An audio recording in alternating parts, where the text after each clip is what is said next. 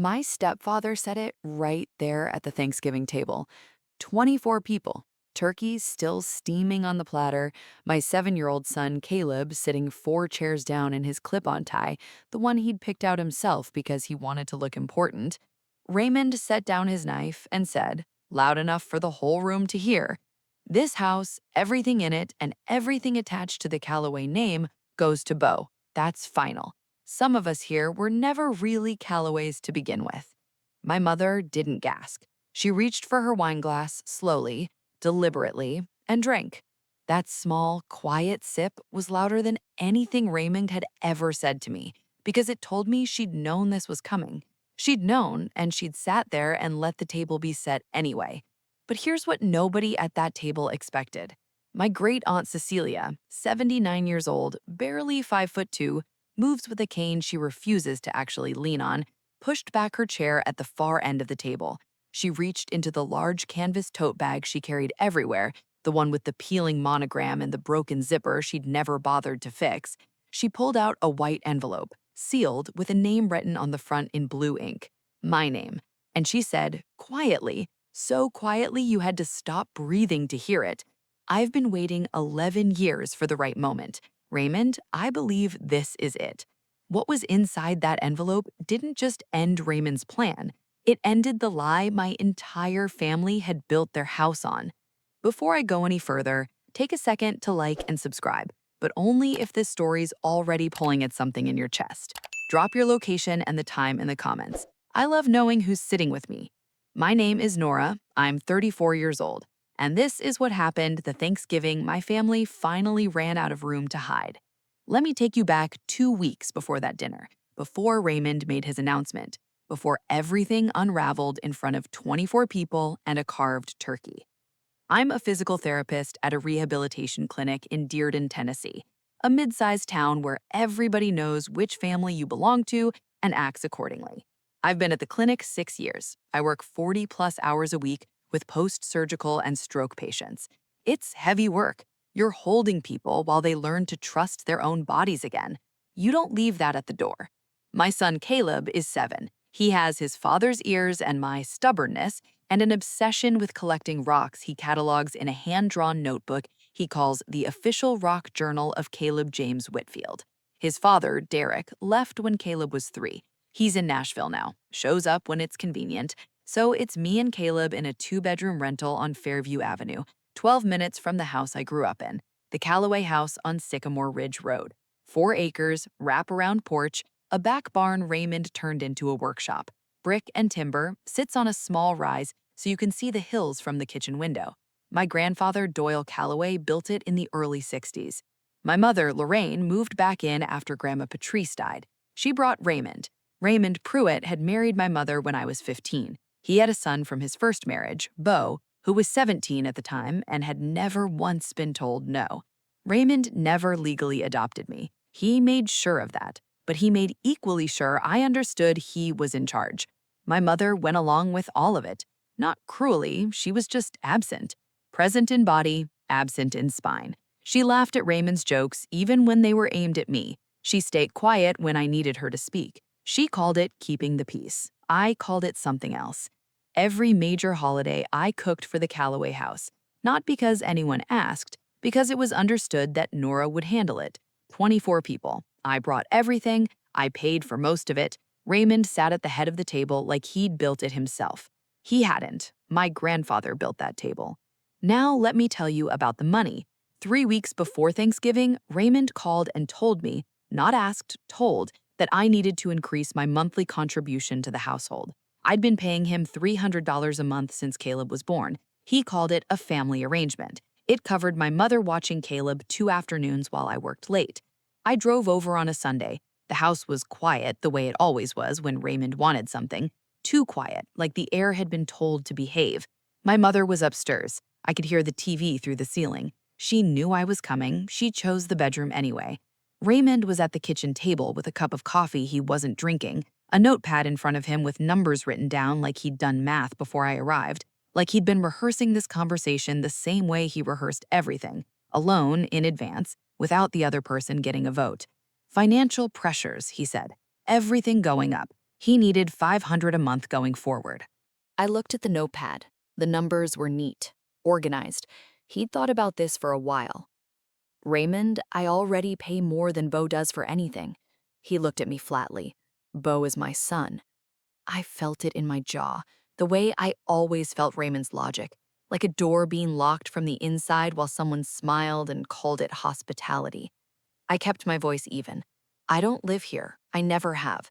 $300 a month on top of 2 afternoons of childcare that my mother offers voluntarily, that's already more than fair.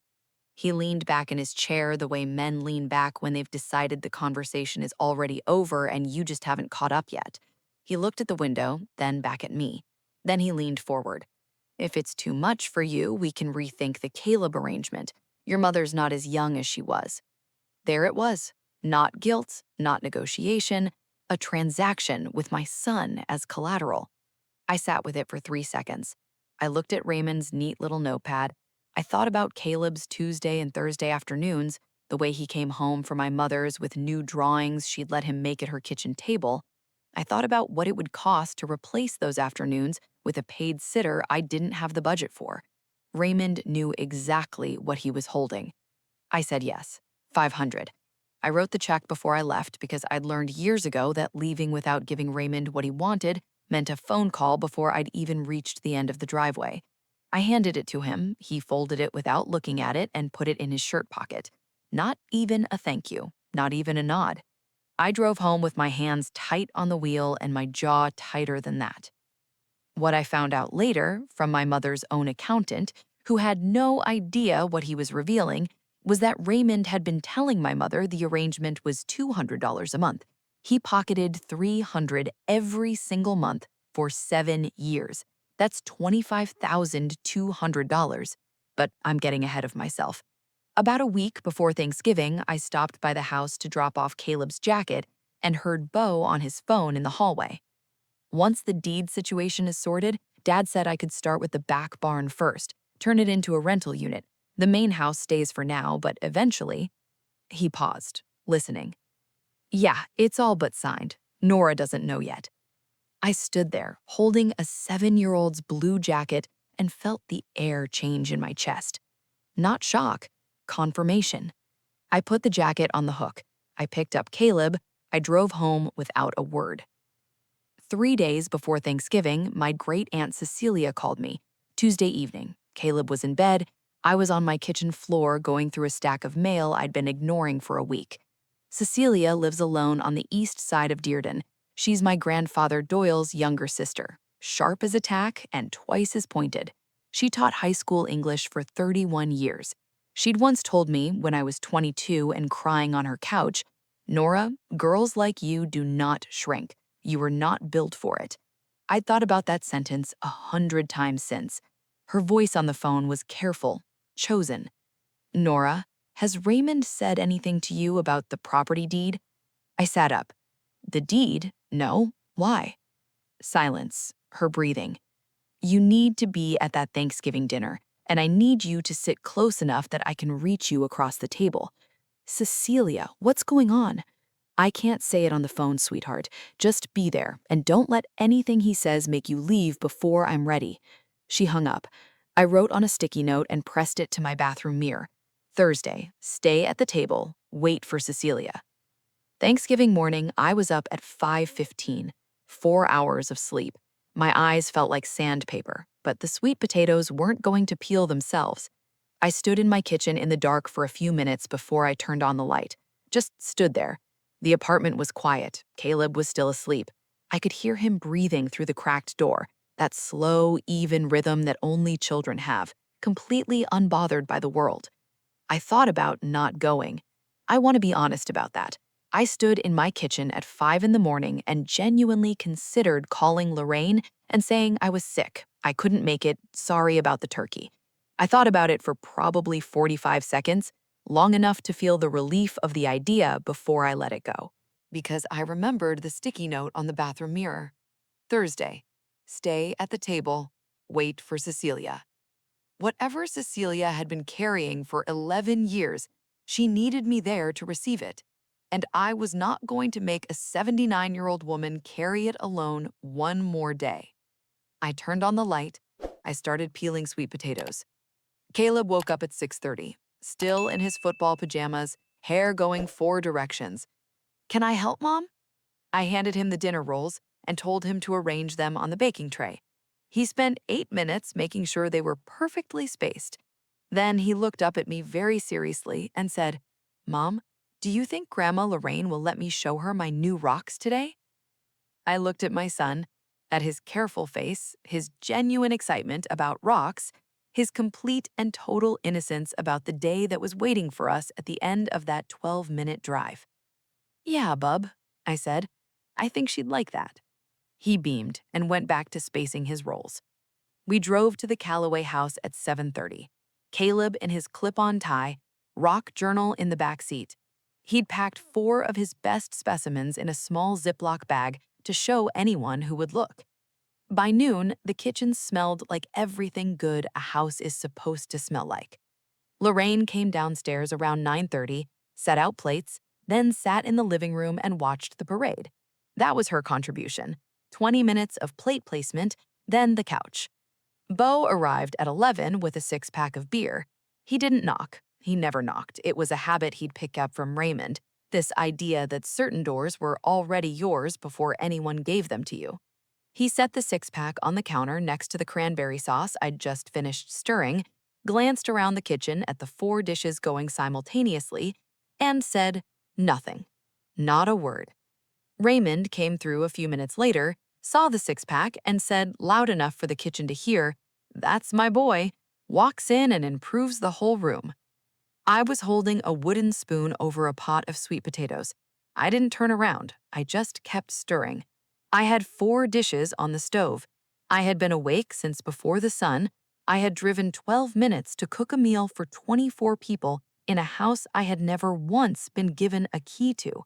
I always had to knock, always had to wait, always had to be let in. And the man who'd controlled every dollar I'd sent to this house for 7 years was standing 6 feet away complimenting his son for carrying a 6-pack. Nobody said a word to me.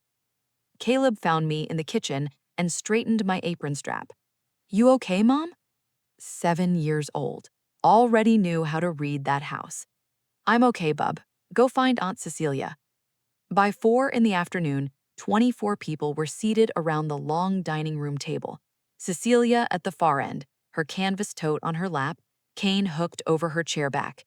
Caleb beside her in his clip-on tie. She'd saved the seat for him and for me to her right.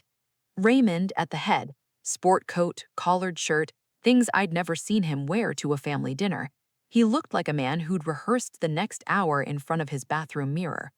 Beau to his left, his girlfriend Kayla beside him, already glowing with the kind of smile you smile when you know something good is coming to you. My mother to Raymond's right. She'd reapplied her lipstick twice in the last 30 minutes. She only did that when she was nervous. Across the table are neighbors of 15 years, Ed and Sandra Mitchum. Ed, big and quiet, Sandra, who noticed everything and said little.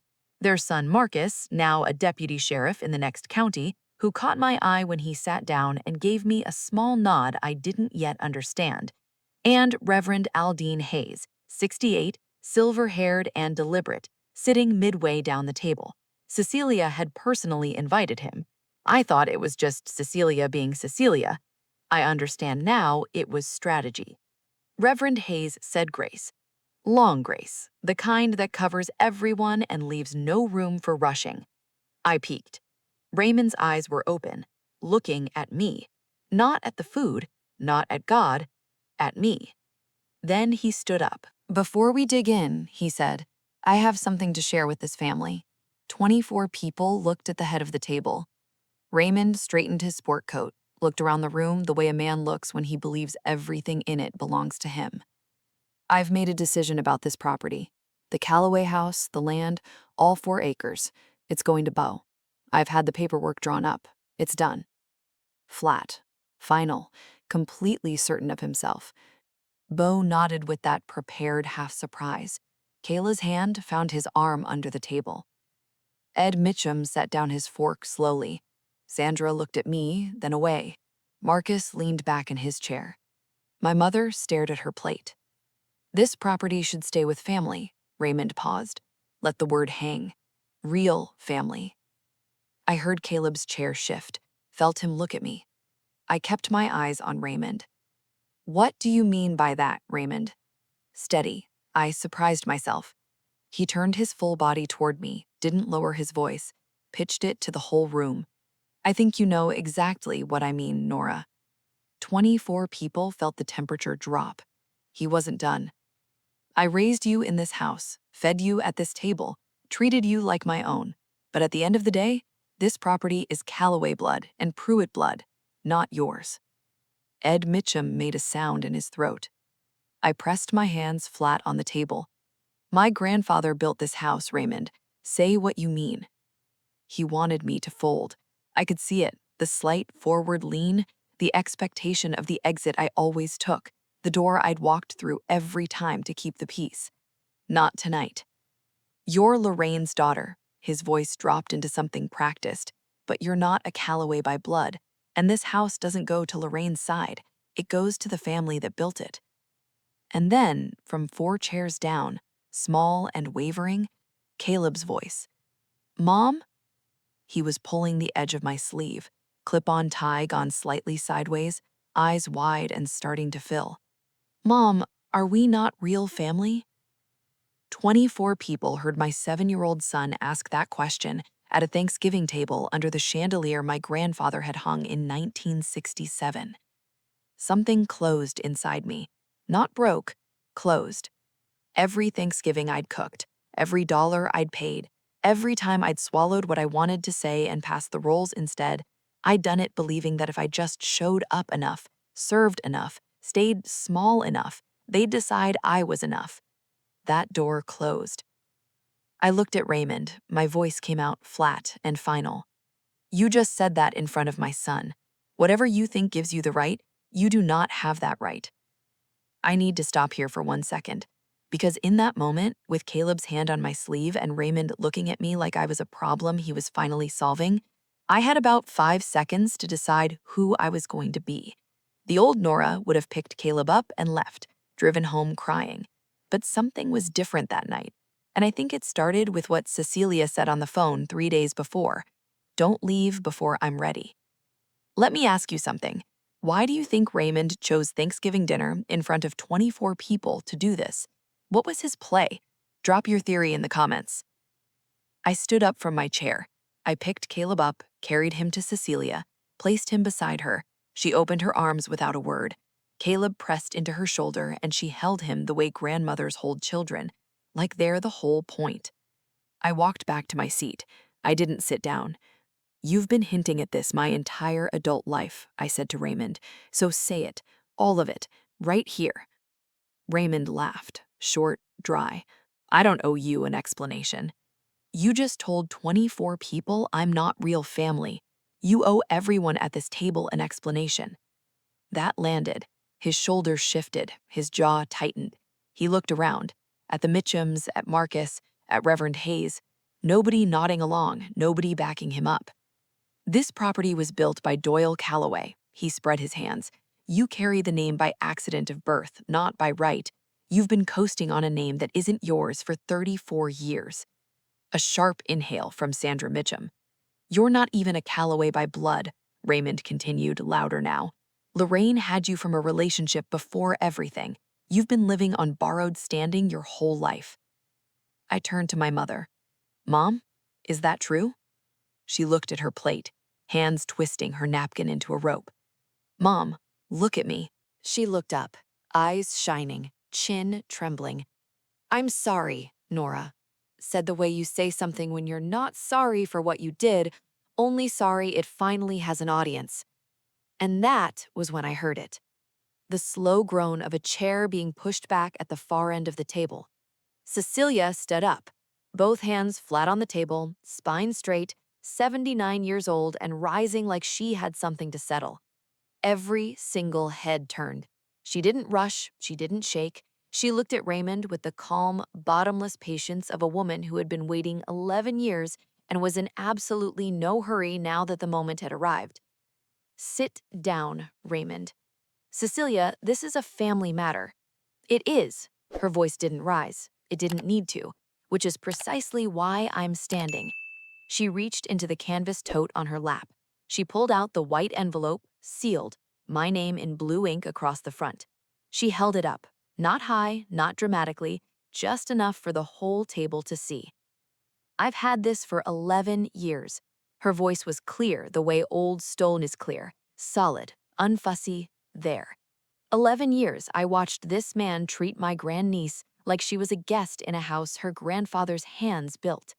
She looked at Raymond.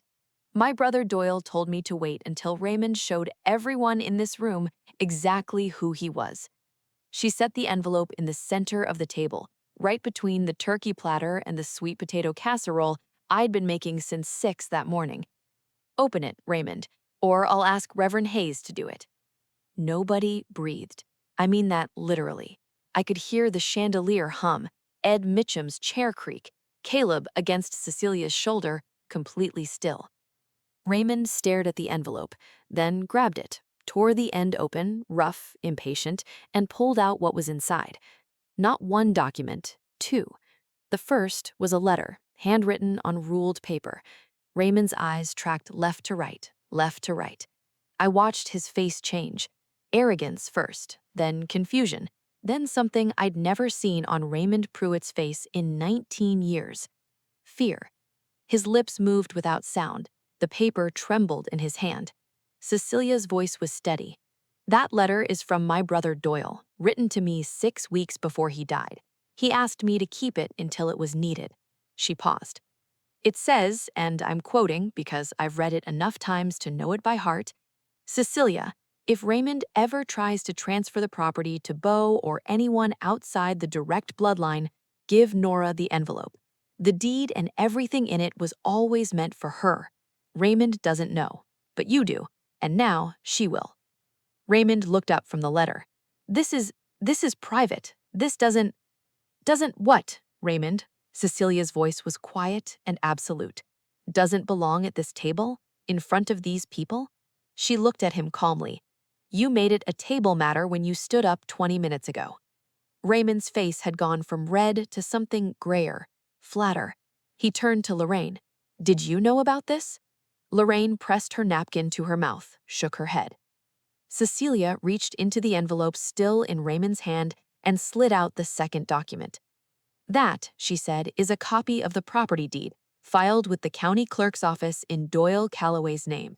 After Doyle died, the deed transferred, by a will Raymond's lawyer apparently never located, or never looked for because Raymond told everyone the estate was settled informally, to Patrice Calloway. When Patrice died 8 months later, the deed transferred again." She looked directly at Raymond. "To Nora Louise Whitfield, nee Calloway." The room shattered. Sandra Mitchum's sand went over her mouth. Marcus sat forward. Beau made a sound, not a word, something formless, like the air going out of a room. Kayla dropped her fork. Raymond stood up so fast his chair scraped back and nearly toppled. "That's impossible. The estate was never formally probated. There was never a— Lorraine, you told me—" "Raymond," Reverend Hayes's voice came out like the last note of something. Low, measured, final. "Sit down." Raymond didn't sit. But he didn't speak either. He stood there holding both documents, my grandfather's letter and the deed to a house Raymond had been giving away for 11 minutes, and his face worked through calculations that kept coming wrong. "This house was never yours to give," Cecilia said, simply, not cruelly, just as fact. Then she looked at me. I was already looking at her. She gave me a nod, small and slow, the kind that says everything words can't. "I see you. I always have." Raymond walked to the living room. He didn't come back. Beau stood without looking at anyone and walked through the front door. Kayla followed a minute later. My mother sat at the table crying until Sandra Mitchum walked her inside. I stood in the middle of 24 people who now knew everything. I didn't cry. I didn't shake. I felt something massive and quiet settle over me. Not relief, not victory. Something more like the feeling after a building falls, when the dust is still in the air and you don't yet know what's standing. Cecilia looked at me from the end of the table. Come sit, baby. Your food's getting cold. The next week, all of Dearden knew. I hadn't said a word to anyone, but 24 witnesses in a small Tennessee town is the same as a press release. By Friday, Lorraine's church circle knew. By the weekend, Raymond's Contractors Association had heard. By Monday, Reverend Hayes had fielded 4 calls asking if it was true that Raymond Pruitt had tried to transfer property he didn't own at Thanksgiving dinner. It was true. Every word. Raymond had served as treasurer of the Dearden Contractors Association for 9 years. He'd run the community fundraiser, he'd presented checks to the food bank at Christmas, he'd shaken hands at ribbon cuttings and stood in newspaper photos with local officials, and built, piece by piece, the reputation of a solid community man, a pillar, the kind of man people trusted with keys and with money and with the benefit of the doubt. In a town like Dearden, that kind of standing was worth more than money. It was worth everything, because it was the thing that made people look away when they should have looked closer. The association's board called a meeting the following week. Raymond didn't attend.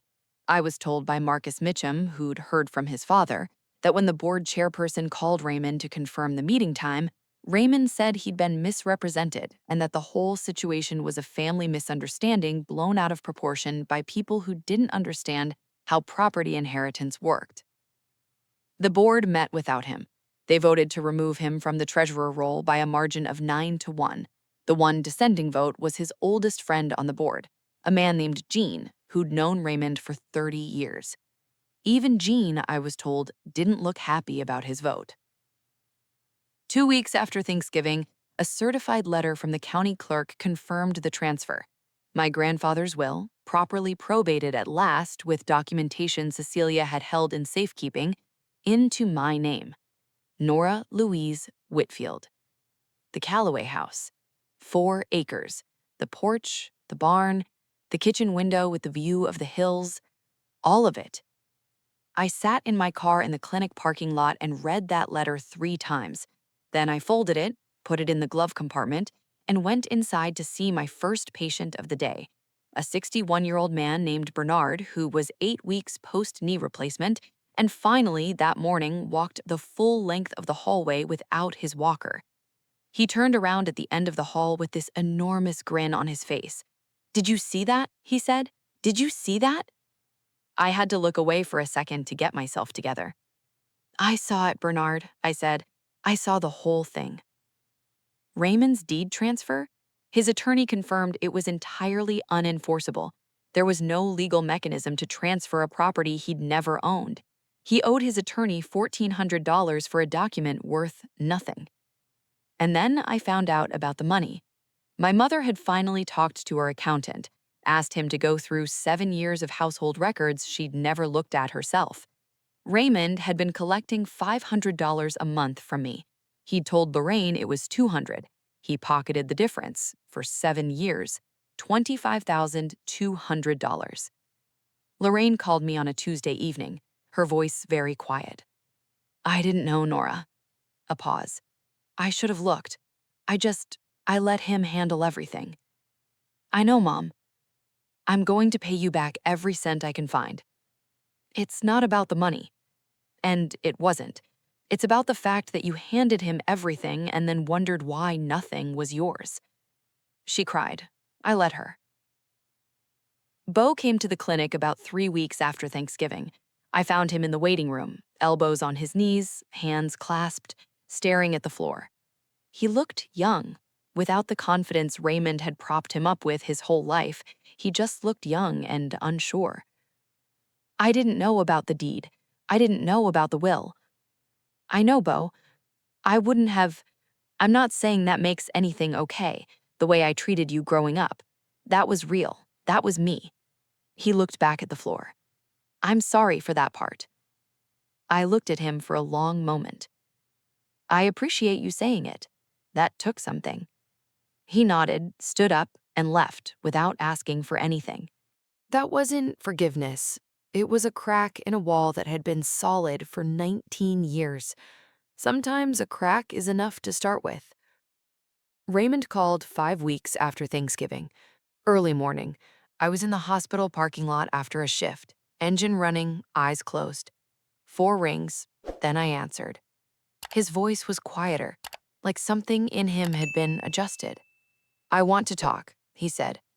"You can talk, but I have terms." He didn't argue. That alone told me something. First, you never say anything about my standing in this family or my right to anything in front of Caleb, ever. What happened at that table is the last time my son hears anything like that from you. Silence. Second, the money stops, all of it. I'm setting up my mother's household finances directly with her accountant from now on. Another silence. Third, the house is mine. I'm not making you leave immediately, but there will be a timeline, and the terms are mine. Raymond breathed, slow and rough. "Okay," he said. "One more thing." I looked at the hospital building, at windows of rooms where people were fighting to stay in their own lives. You need to talk to someone, a counselor. I don't know what happened to you that made you like this, but it's been hurting everyone around you for 19 years. That stops. He didn't respond for a long time. "I hear you," he finally said. Not a yes, but not a no. I hung up, drove home, slept 4 hours, picked up Caleb from school. My mother came to my apartment 6 weeks after Thanksgiving. No call, no text. A knock at 7 on a Saturday evening. She looked older, hair loose, no makeup, wearing the green wool sweater I remembered from my childhood. She looked like herself for the first time in a long time, like the version of her that existed before Raymond filled all the space in every room. She held a cardboard box against her chest, arms wrapped around it like it was fragile. I opened the door. "I kept these," she said. I looked inside. Photos. Me as a newborn.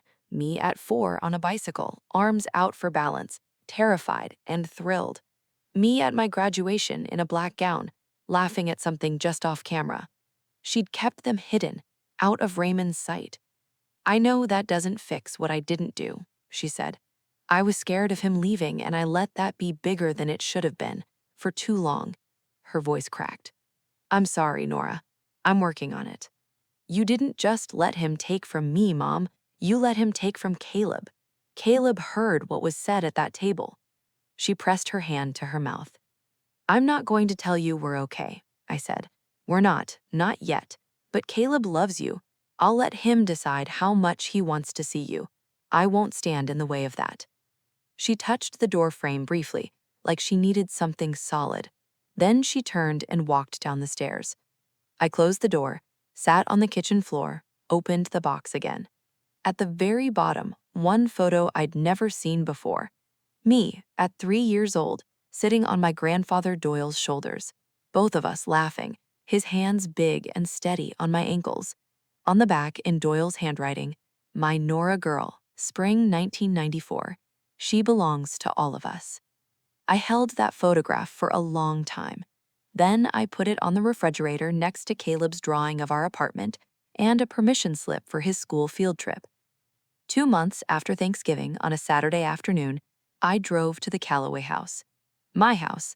I was still learning to think of it that way.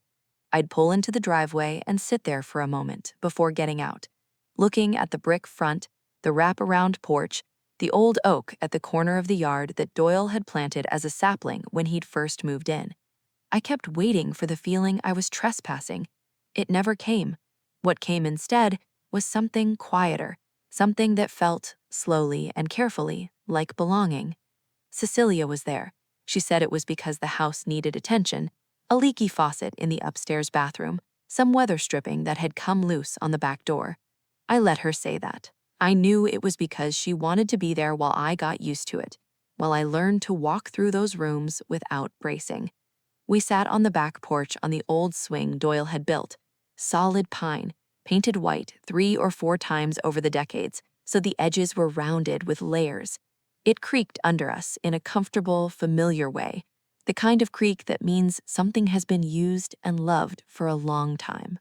Caleb was in the backyard with a trowel and his notebook, cataloging rocks from the garden beds with the gravity of someone conducting actual scientific research. He'd already filled 2 pages. Every few minutes, he'd look up to make sure I was still there, then go back to his work. "You know why I waited," Cecilia said. Not a question. "You needed him to show himself first. I understood it now. If you'd confronted him privately, he'd have discredited you. He needed an audience for his cruelty," she said, "so I made sure he had one." She smiled faintly. Doyle knew Raymond the moment Lorraine brought him home. He said to me, "Cece, that man is showing us exactly who he is. We just have to wait for a room big enough to hold it." I thought about that, about the years Cecilia had sat with that envelope. Every holiday, every birthday, every time Raymond said something at a family table that made the room go quiet, she'd been sitting with that envelope in her tote bag, waiting, not for revenge, for the right room. "Were you ever tempted to do it sooner?" I asked. She was quiet for a moment. "Once," she said. "About 4 years ago. You called me after a Christmas dinner and you were crying in your car. You didn't know I could hear how hard you were trying not to." She looked at her hands. "I almost called you back and told you everything that night." "What stopped you?" She looked at me. "Doyle's voice, mostly." She paused. "He was very clear in that letter. He said, 'Wait until Raymond does it publicly, where there are witnesses and no way to undo it.' He knew Raymond well enough to know that a private confrontation would just become another thing Raymond controlled." She folded her hands. "Your grandfather was a patient man. He had patience for the right things. Were you scared?" "Every single day for 11 years. She didn't hesitate. But Doyle trusted me with it. That kept me steady." We sat in the quiet. Late afternoon light moved across the yard. Caleb found something exciting and held it up toward us without looking. Just a reflex. "Look what I found," before going back to his notebook. "This house is yours," Cecilia said. "Has been for 11 years. I just needed to make sure you'd know what to do with it."